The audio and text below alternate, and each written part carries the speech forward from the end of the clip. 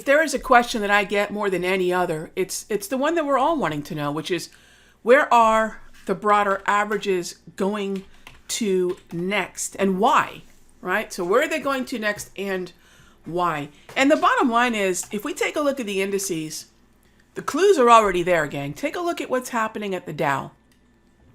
What we have right now is an uptrend in the Dow, and that uptrend in the Dow is accompanied by an uptrend in financials, an uptrend in healthcare. We can see transportation, the transports are moving higher, as well as the industrials. So the mistake would be to say, well, where's the clarity on the NASDAQ?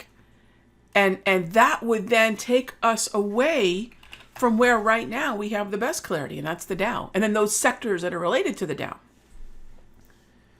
The reason I bring up bonds, though, really simple, gang. The whole story is about yields. So I'm going to show you two things here on bonds. One was a day trade that we took this morning in the futures room and in my Sector Secrets Mastery. And the other thing is the trend that we now have in bonds and why it's so important to keep an eye on it. Yields, gang, yields are everything. Why? Because the Federal Reserve is hiking rates. We think those rate hikes are going to start to wind down, and it's things like a slightly cooler PCE. Month over month, it was 1/10 less. Year over year, it was at a 0.5. So it's steady. This is reason enough for equity traders to start to believe, equity traders, index traders, to start to believe that the comments that Jerome Powell made yesterday, sounding less hawkish, as if we could start winding down the hikes, is not just chatter, it's real. And we always want to measure what's being discounted into the market with data, right? We want to trade what we see. Take a look at the target rate probability for the all-important month of May, where this is expected to be the month that rates peak. Now, they might peak in March, right? They might peak in March. And it's looking like March might be where we peak, especially if we ultimately peak at 4.75% to 5%. And that's looking a little bit more likely today than it has in weeks. So when we get out to June of next year, you'll see March, tallest column is 4.75% to 5%. May, March, June, that's where we're peaking.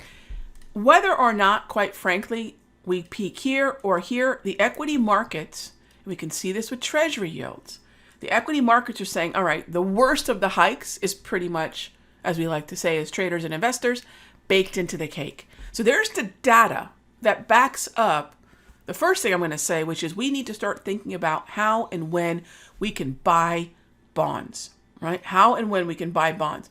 I'm not quite there yet, but while I'm waiting for the daily to give me a setup, in the meanwhile, I'm using the intraday 5-minute for two things. One, of course, for trades. If you're a futures trader, awesome, the ZB futures. If you're a futures trader and you like to play options on the ETF, awesome, calls and TLT. And one of the things that's so important about keeping an eye on bonds, follow bonds, right? Follow bonds, is because if yields are moving higher, it's really difficult to be bearish in equities. Meaning, when I start to see the bonds bottom out, hey, I'm going to buy them. What do I like here? Neutral structure, V-score, oversold stochastic, and then this right here is my hourly price movement range. What's not to like about that buy? Not much. And that was a setup that we took this morning in the Sector Secrets Mastery via TLT calls. And then on the future side, traders can trade the ZB futures. By the way, we're in the March contract. All right. Why do bonds matter? Well, what's really important about what's going on in bonds is that they're going to reflect what's happening with yields. Now, you might say, gosh, Rog, but equities really aren't going anywhere. Here's our first signal on the morning with volume. It's a buy and another buy and the hourly price movement range. And while this did dip a little bit below it, please remember we had the ISM manufacturing PMI that came out. So yeah, we're going to see a little bit more volatility, but I want to focus on the long side of the market. Every time we can get close to support, we want to focus on the long side of the market. So And that would be in sync with what I was just showing you on bonds. If you're ever at a loss for what do I want to do with equities, try letting bonds tell you what to do. Follow bonds. I'll see you in the next update. Hey traders, Raghee from Simpler Trading. Thank you so much for watching this video. Be sure to leave a like and a comment below. And remember, subscribe and click the bell icon so you'll get notified of the next update. And when you're ready to join me for live trading, be sure to head on over to simplertrading.com. I'll see you in the next update.